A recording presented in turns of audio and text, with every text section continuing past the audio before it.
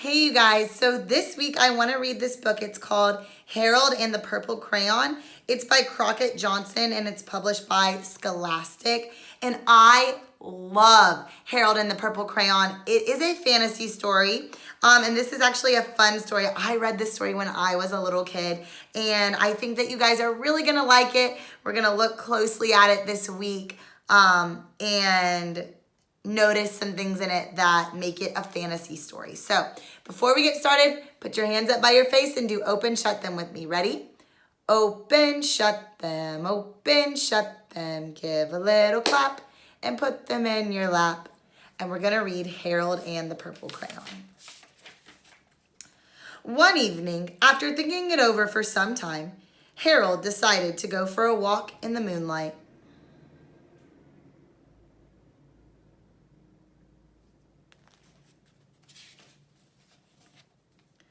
There wasn't any moon, and Harold needed a moon for a walk in the moonlight.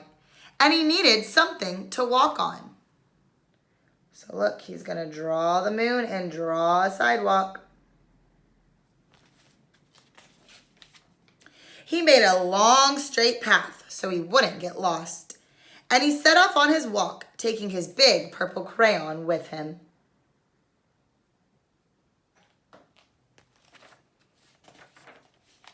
But he didn't seem to be getting anywhere on the long straight path.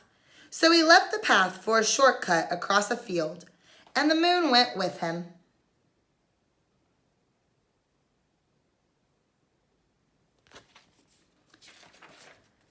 The shortcut led right to where Harold thought a forest ought to be. He didn't want to get lost in the woods, so he made a very small forest with just one tree in it.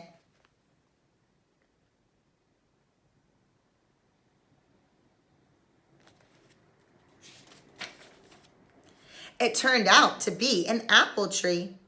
The apples would be very tasty, Harold thought, when they got red.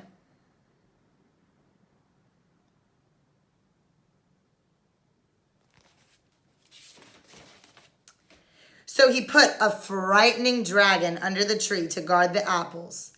It was a terribly frightening dragon. Wonder what's going to happen. It even frightened Harold. He backed away. His hand holding the purple crayon shook. Let's see what he's drawing with his shaking hand. Suddenly, he realized what was happening. But by then, Harold was over his head in an ocean. I want to think, boys and girls, what could Harold draw to save him from the ocean? Make a prediction. What do we think he's going to draw? I'm predicting that he's going to draw a boat. He came up thinking fast, and in no time, he was climbing aboard a trim little boat. So he did. He drew a boat.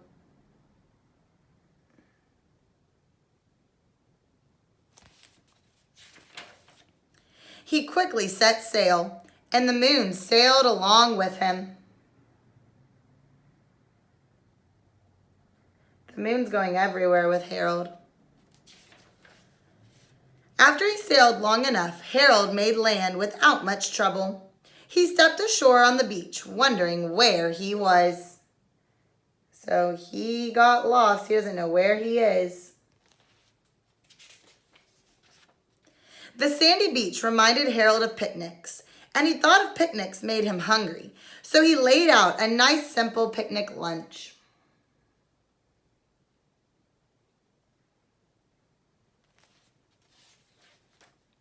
There was nothing but pie. There were all 9 kinds of pie that Harold liked best.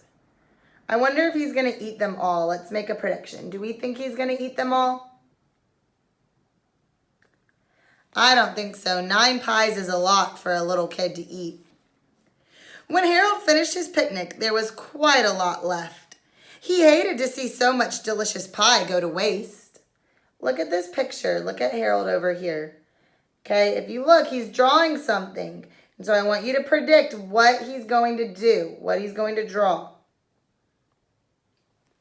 think he's going to draw an animal maybe to eat the pie. So Harold left a very hungry moose and a deserving porcupine to finish it up. And off he went, looking for a hill to climb to see where he was. We were right. He left some animals to, oh, over here, sorry. He left some animals to eat the pie. Harold knew that the higher up he went, the further he could see. So he decided to make the hill into a mountain. If he went high enough, he thought, he could see the window of his bedroom. I don't think he's going to be able to see it. He was tired, and he felt he ought to be getting to bed. He hoped he could see his bedroom window from the top of the mountain.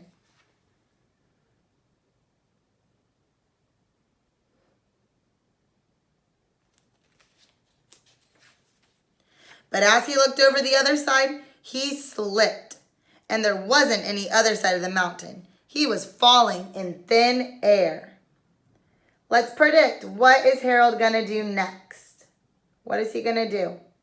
He's falling in the air, so let's think, what is he going to do to save himself? I think he's going to draw something to help save him. But luckily, he kept his wits and his purple crayon. He made a balloon and he grabbed onto it. Very smart. A balloon to help him from falling in the sky.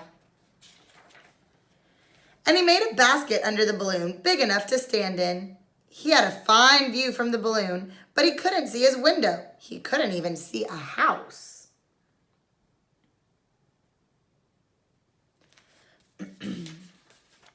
So he made a house with windows, and he landed the balloon on the grass in the front yard.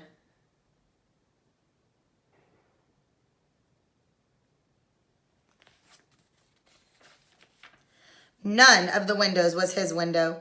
He tried to think where his window ought to be. So he's trying to find his window. He made some more windows. He made a big building full of windows.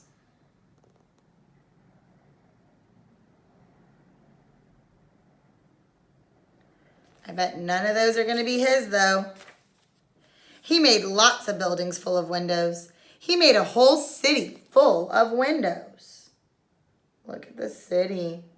All the tall buildings. But none of them are Harold's. But none of the windows was his window. He couldn't think where it might be.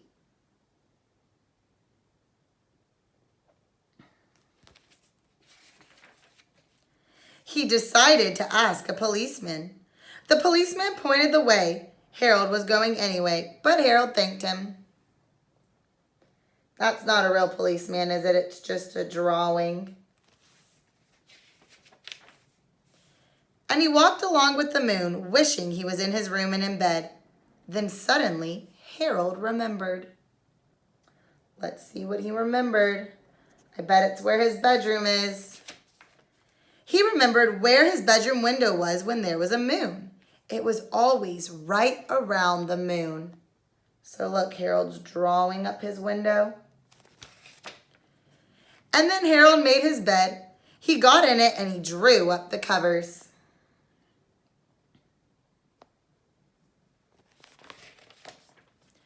The purple crayon dropped on the floor and Harold dropped off to sleep. The end. So I hope you guys liked this book. You saw Harold had a magic crayon that told us it was a fantasy story, right? It was a make-believe story. Could not happen in real life. But it was still a really, really fun story. And so I hope that you guys enjoyed it. And I will see you soon. Bye.